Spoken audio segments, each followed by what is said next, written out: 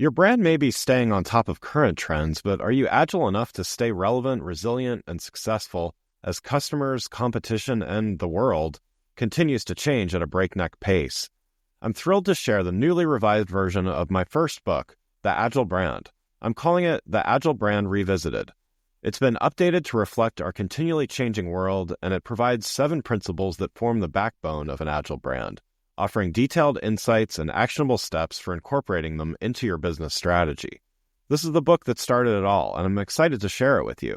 It's now available in print and digital formats and available everywhere. Learn more by going to the Agile Brand Guide website at www.agilebrandguide.com. Welcome to Season 5 of The Agile Brand with Greg Kihlstrom, where we talk with enterprise and technology platform leaders about the people, processes, and platforms that make marketing and customer experience successful, scalable, and sustainable. This is what creates an agile brand. I'm your host, Greg Kihlstrom, advisor and consultant for Fortune 1000 marketing and CX leaders and teams as principal and chief strategist at GK5A, and best-selling author, keynote speaker, entrepreneur, and Agile certified coach. The Agile Brand podcast is brought to you by TEKsystems, an industry leader in full-stack technology services, talent services, and real-world application. For more information, go to teksystems.com. To sign up for the Agile Brand newsletter and get the latest insights and articles on marketing technology and CX, or to purchase a copy of my latest book, House of the Customer, go to gregkihlstrom.com. You can also find all my books on Amazon and other retailers. And now on to the show.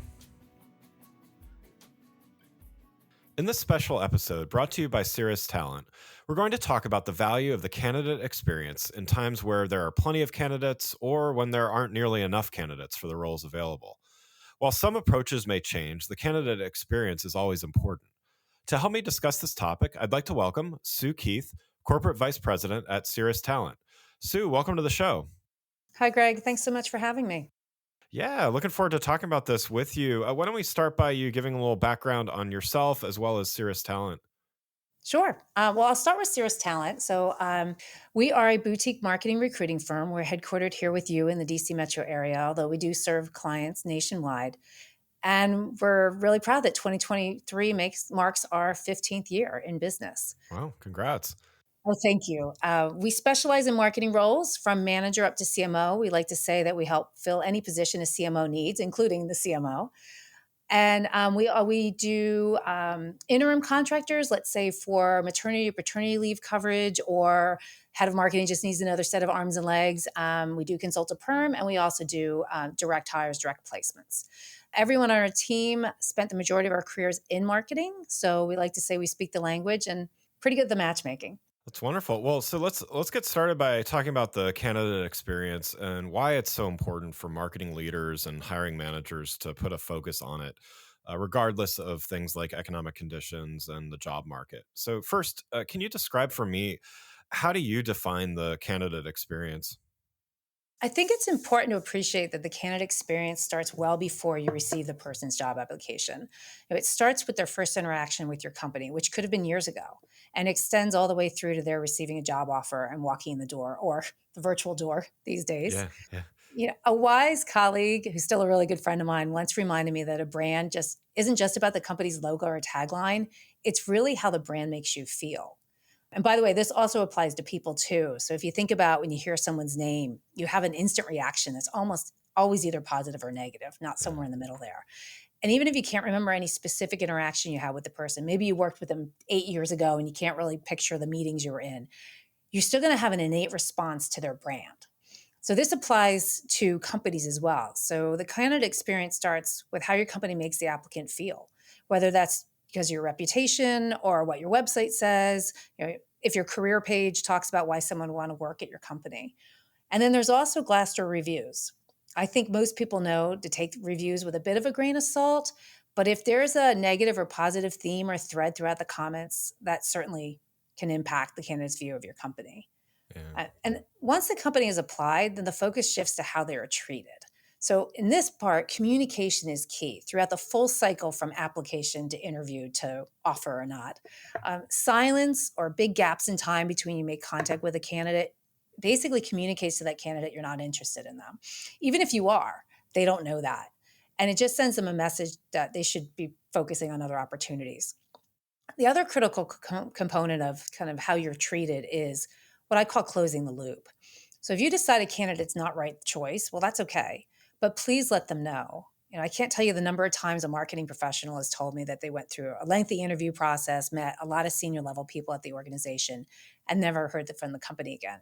And I've heard this from people at all levels, including very senior level marketers. This is a bit of an extreme example, but a very real example. A good friend of mine got to the point in the interview process a few years ago where she had reached the final step. The company was going to check references and then extend an offer. And then she never heard from them again. And to make things Wow. worse, she found out the position was filled when a colleague who knew her situation saw someone post on LinkedIn that they had just accepted the job that she thought she was getting. So pretty brutal. Yeah.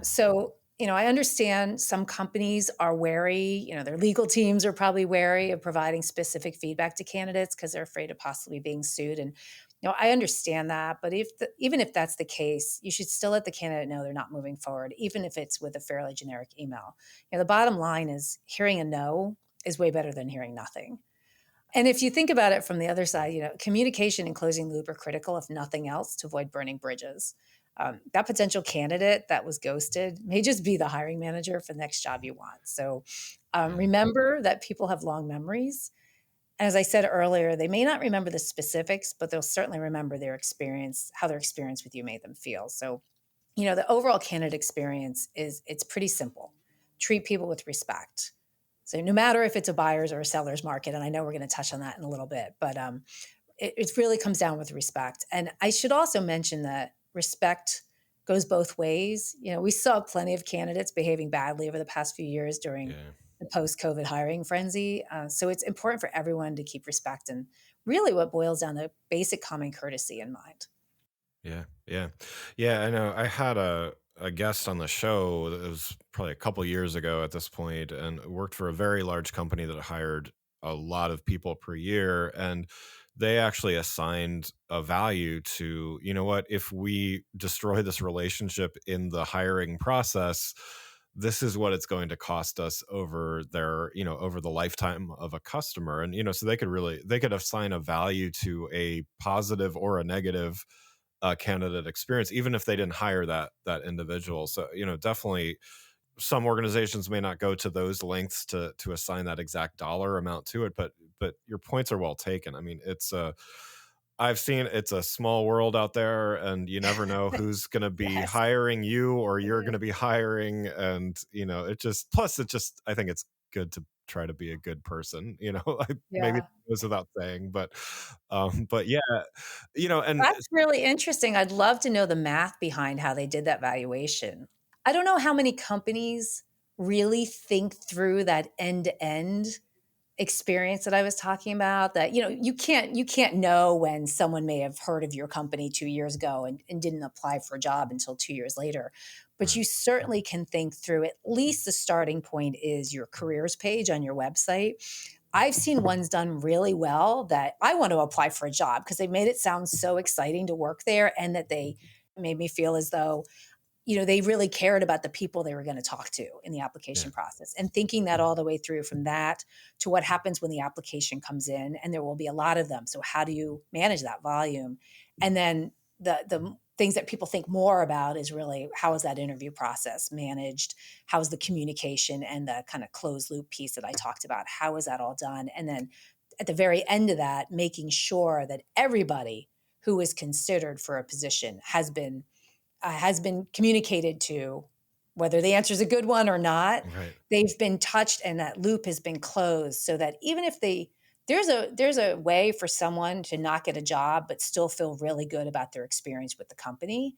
And there are, unfortunately, more frequently ways for people to walk away feeling pretty awful about the experience. And Yeah. as you said, that could come back in Yeah. some ways.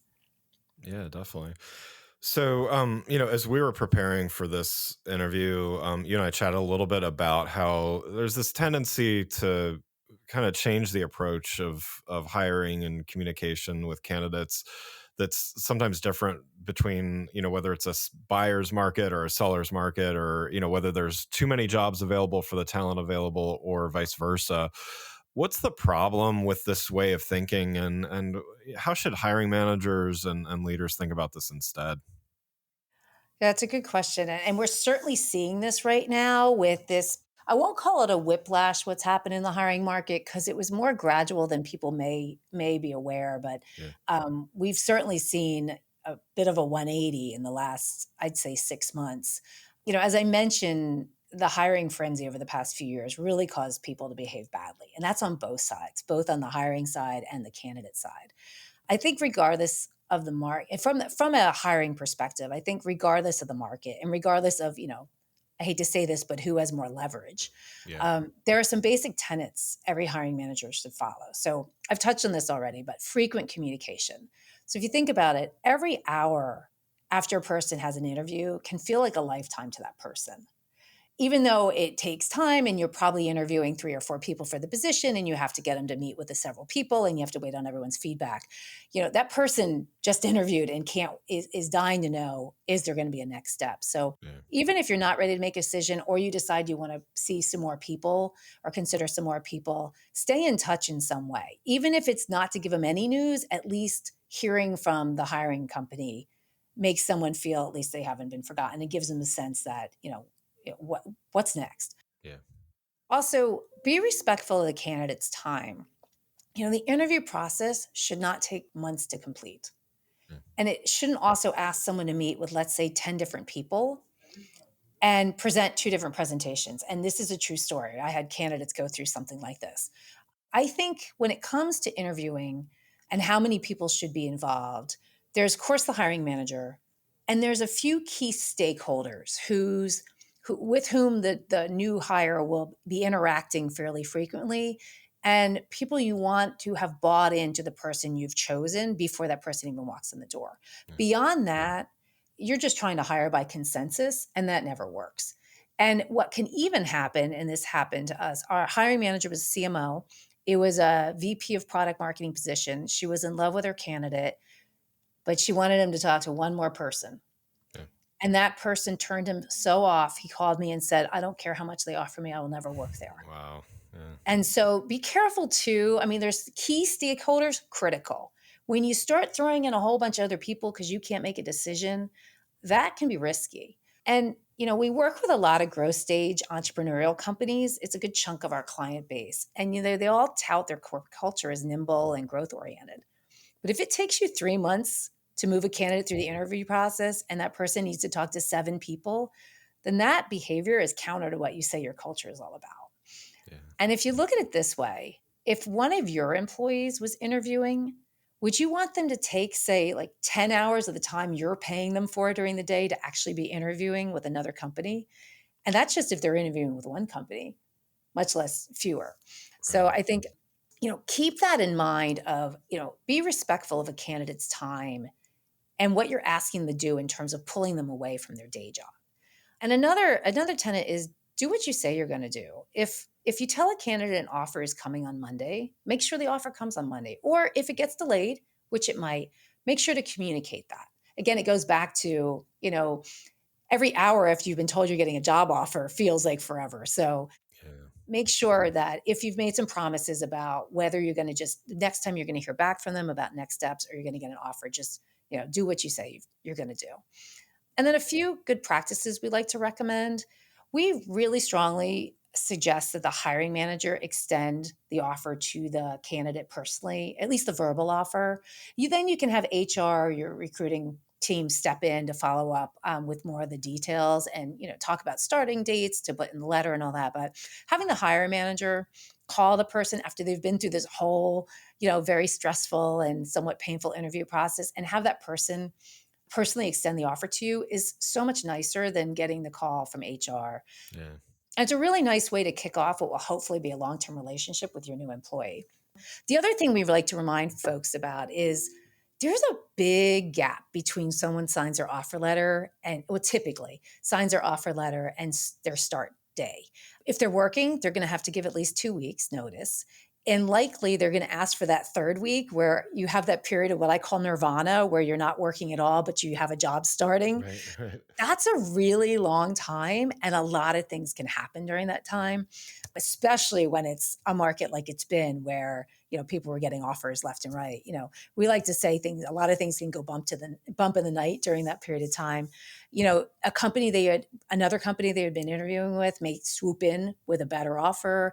Their current company may counter or continue to kind of make them feel guilty about leaving, Yeah. or simply they have enough time to start having buyer's remorse. So what we see so often is the candidate signs the offer letter, and then there's crickets until day one. Yeah. And so we strongly suggest people keep in touch, whether it's you, the hiring manager, and or HR. If possible, send them some swag so they feel connected to the company as early as possible. But definitely make sure the person is continually feeling welcome and then therefore excited and knows really what to look for or expect when they're walking in the door. To that point, for one of our candidates for VP marketing role, the CMO had developed a detailed onboarding plan for her first week. Meetings with stakeholders were already scheduled, lunches with team members were booked. And, even though the first few weeks of any new job, no matter who you are or how senior might be, are really stressful, she felt really welcomed and set up for success because he had taken the time to make sure there was a plan for her when she walked in the door. Yeah. And remember, the candidate experience that we started talking about earlier really goes all the way through the day they walk in the door. It doesn't stop at offer letter. And then employee engagement goes from there. One last thing on this topic, if I may. Yeah. Ensure you, the hiring manager, understand the specifics of your company's onboarding program. Even if it's the program is managed by your HR department or other groups, we've seen examples where a new hire walks in the door and no one's ready for them. There's no desk, there's no computer, Yeah. there's no plan for them to figure out how to enroll in benefits. So while some companies have more formal onboarding programs that are really led and managed by HR, others not so much. The responsibility to ensure a good first day experience really falls on the hiring manager to understand what that looks like, even if other departments are involved. Yeah. Yeah, that's all great stuff. Yeah, I was meeting actually this morning with one of my consulting clients in the healthcare space. They actually have limited the amount of rounds of interviews that Oh, can happen to two, which I thought was a really? little I'm hearing aggressive. angels sing right now. Yeah, right. I know. I mean, I know a couple friends of mine, one did 10 rounds of interviews and Mhm. at least eventually got the job. Another one did like 9 and didn't get the job. So either way, you can imagine the time commitment involved in all that, in person and travel, and some Yep. of them have been virtual, but yeah, so I thought that was really really good, and it kind of forces everybody on the interviewing side to be really smart about, okay, get the right people in the room, and to your Yes, point, not exactly. everybody in the room, but like get the right people in Right. the room and ask really smart questions right at the beginning and not wait till round 5, 6, 7, 8. I love that. 2 does sound, I think you started to say this too. If they had said 3, I'd say, "Okay, that makes sense to me." Now, Yeah, in yeah, some cases, you don't need 3. Like, really, it depends on who your stakeholders, who you're gonna be working with, because you do need you want some buy-in for the sake of the new employee. You do want some buy-ins to feel that some the key people you're gonna be working with have already met you and were involved in the decision to hire. But right. I also would argue that if, you're a VP of marketing and you're hiring, let's say, a director of demand gen, and you are requiring that person to meet with 10 people, do you really have decision-making authority? Isn't your Yeah, good job point. to make big decisions for the team? So I would almost start to question that as well. So Yeah. I think that's amazing, and I would love to see more companies appreciating that. I do, we have that whenever we kick off a search with a new client, we have this conversation, and everyone smiles and nods and said, "Oh yeah, absolutely agree.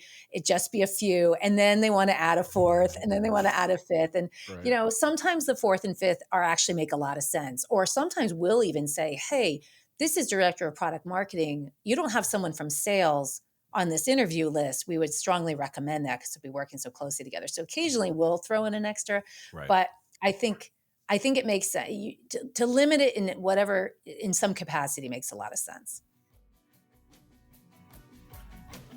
While we're on the topic of the talent market, I wanted to share a little bit more about our sponsor, which is a company I've worked with, referred great talent to, and recommend to the marketing leaders I work with as an advisor and consultant, Ceres Talent. A lot of times when you work with a staffing company, your candidate matches can be pretty hit or miss. Ceres Talent is different because the founders are seasoned marketers themselves, and the company is focused exclusively on placing top talent in marketing and communications positions. They already speak the language of marketing and take the time to fully understand the requirements of the positions they're filling. As one of their clients said, because of their marketing expertise, they always really listen and completely understand exactly what I'm looking for in each search. For more information, go to www.cerestalent.com. That's CeresTalent.com, or follow the link in the show notes. Now let's get back to the show. Well, let's switch gears here a little bit. One of the benefits of bringing you and Ceres Talent onto the show is to benefit from your experience. You've already shared quite a bit of advice and ideas, but also the vantage point of what the hiring market is like out there for marketing talent. So 2023 has already started, of course, but while 2022 had its own unique characteristics in the hiring market, you kind of referred to that. What are you seeing so far in this new year? Interesting things, that's for sure. So, if I may, I'm going to go back to COVID, specifically Yeah, March 2020, when all hiring came to a screeching halt. yeah, Fortunately for us, our company, while full time headcount was frozen pretty much across the board, the work still needed to get done. So, we saw a lot of demand for our marketing contractors to fill those gaps. So, as you know, headcount budget and contractor budgets are yeah, two different buckets. So, right. our marketing leaders were able to pull out their discretionary budgets to bring in the skills they needed while the headcount was frozen. So in November of 2020, we started to see the first signs that companies were getting a little more comfortable with hiring again. And quite frankly, we were surprised. I mean, that was only 6 months after COVID started. It was still raging. Nobody knew, the world was upside down, but Yeah, but we started to see some requests come in. And then what started as a trickle just quickly exploded into an 18-month hiring frenzy, yeah, with candidates having 3 job offers at the same time, salaries and titles being inflated. In the end, it had gone so far the other way, it wasn't healthy. It really yeah, wasn't a healthy marketplace. So we started to see the first slowdown in hiring last summer. Nothing like the screeching halt in March of 2020, but definitely a pullback at that time. And interestingly, at that point, it was less macroeconomic related, less related to the broader market than it was a realization that things were out of control. Kind of going back to what I said about the not healthy market. yeah, yeah, Companies had well exceeded their headcount budgets for, by July, they had spent all their money on headcount and what they had budgeted for, let's say, outside recruiting firms. They were actually adding or exacerbating their attrition problems because they were hiring new employees at salaries that were well above the existing mm, employees, and in one case for us was going to be more than what the hiring manager was making. And their existing employees saw this and said, well, we're out. right. Wow. Yeah, So it was more about kind of just a pause to say, "Whoa, we have been flying like crazy for 18 months, and we've got to take a look at things and maybe start rationalizing." What we're seeing now is definitely more macro related. We collectively in the US have been on the cusp of this potentially allegedly, alleged mhm, recession for right. the last 6 months. Inflation's still really high. And the media is all over stories of high profile companies doing layoffs. Microsoft and Amazon just announced, that they're being the latest Yeah, to the party. And while these cuts actually represent a really small percentage of the workforce, I think for Microsoft it's something like 5%. There's still big absolute numbers. And interestingly, the latest jobs report, December's jobs report was really strong. Unemployment's still at historic lows, and consumers are still spending, but companies are spooked, yeah, and yeah, and we're seeing that. So we're predicting that 2023 this year is going to be somewhat similar to 2020. Fewer full-time hires and more contractors being brought in because, like I said earlier, the work still needs to get done. yeah, In fact, there's a new term for this. So we've all heard about quiet quitting.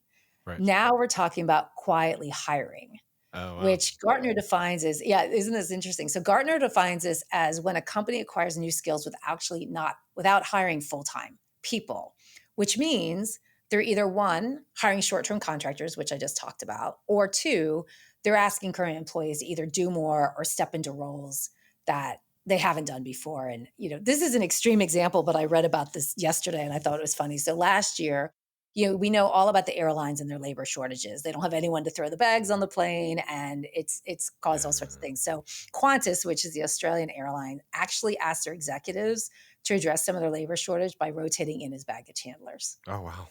which which is crazy. But think about it. Think about appreciating your employees more if you've had to do that yourself. Yeah. So yeah, so that's quietly hiring is the new buzzword about not hiring full-time employees and committing to that headcount, but bringing in folks who can do something in the interim, but you're not committing to headcount benefits, et cetera, or asking current employees to do more.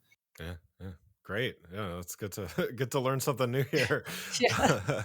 So, given all this and what should marketing leaders be looking out for? What should if they are bringing on new team members, what should their thought process be? What should they be looking out for? Sure. Well, the reality is they can be more discretionary now than that we've seen in the past couple of years. There are more people looking and fewer openings, which means you can be more selective and make sure you find someone at least most of the skills the job requires, if not all. Unlike the last few years where the candidate pool was so limited, people were getting offers after, a single interview Yeah. and multiple offers within a week. We had a candidate get 3 offers in 1 week. I mean, it was Wow. crazy. And these folks were getting, as I mentioned earlier, really high salaries and inflated titles. And a lot of folks were being brought into roles they weren't ready for. Mm, yeah. They just weren't ready to, let's say, be a director or VP, but the candidate pool was so limited that people said, "Okay, let's take a chance here." And what we started to see was a lot of buyer's remorse as a result, both on the candidate side and the hiring manager side. We've had candidates come back to us and say, "Wow, I didn't spend enough time thinking about this company. I was just jumping for the money." And hiring managers saying, "Wow, we thought this person could stretch into the role, but we were wrong."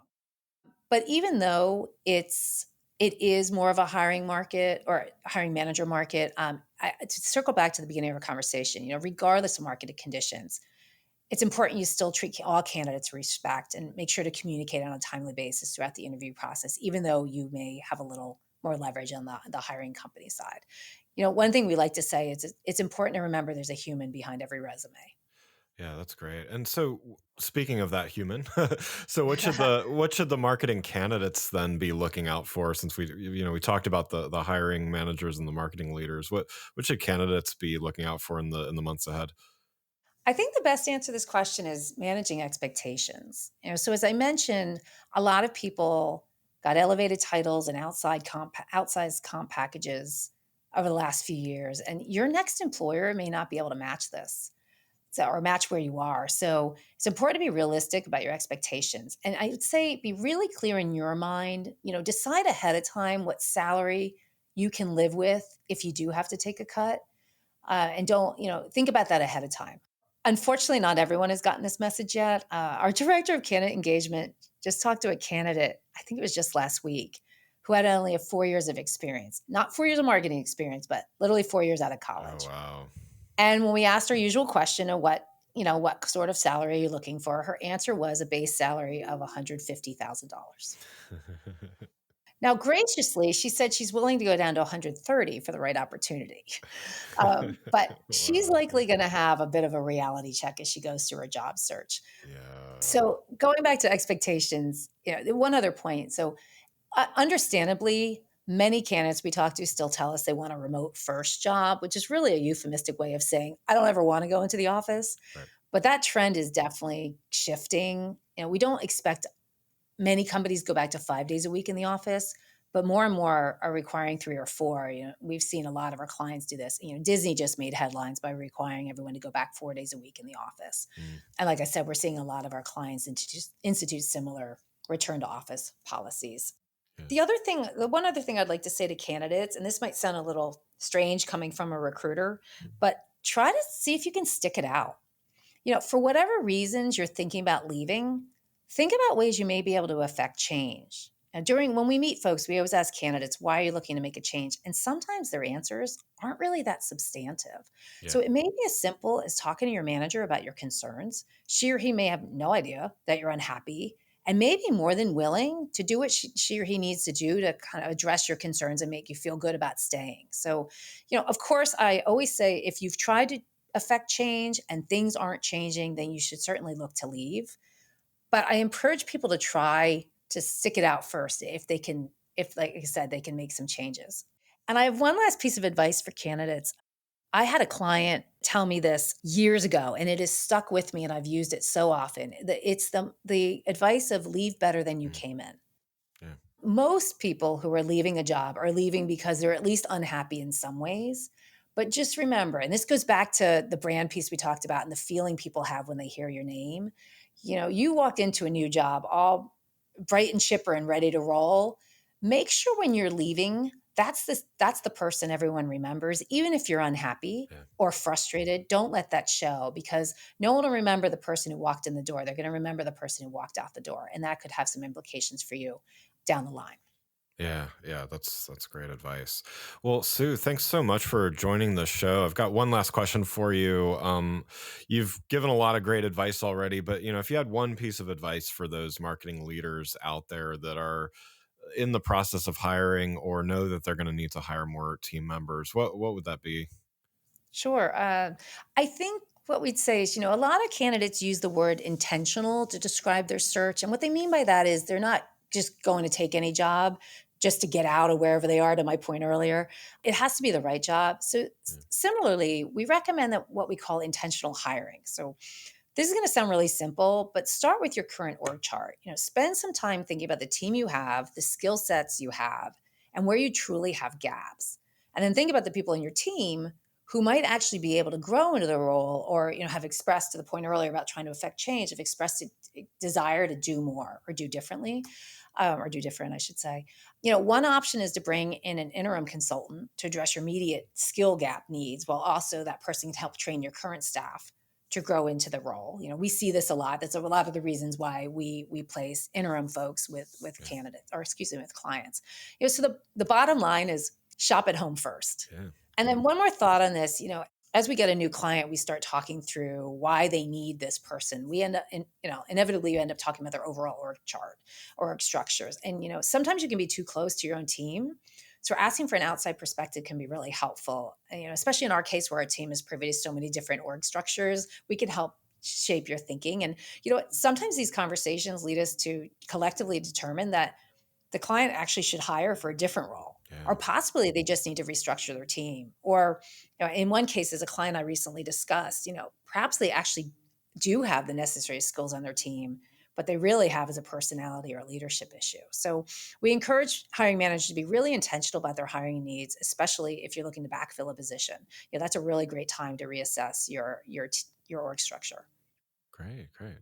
Well, again, I'd like to thank Sue Keith, Corporate Vice President at Ceres Talent, for joining the show. You can learn more about Sue and Ceres Talent by following the links in the show notes. Thanks again for listening to the Agile Brand with Greg Kihlstrom podcast, brought to you by Tech Systems. If you enjoyed the show, please take a minute to subscribe on your podcast channel of choice and leave us a rating so that others can find the show more easily. You can access more episodes of the show at www.gregkihlstrom.com. That's GregKihlstrom.com. To get a copy of my latest book, House of the Customer, visit my website, or you can find it on Amazon or other retailers. The Agile Brand is produced by Missing Link, a Latina-owned, strategy-driven, creatively fueled production co-op. From ideation to creation, they craft human connections through intelligent, engaging, and informative content. Until next time, stay agile.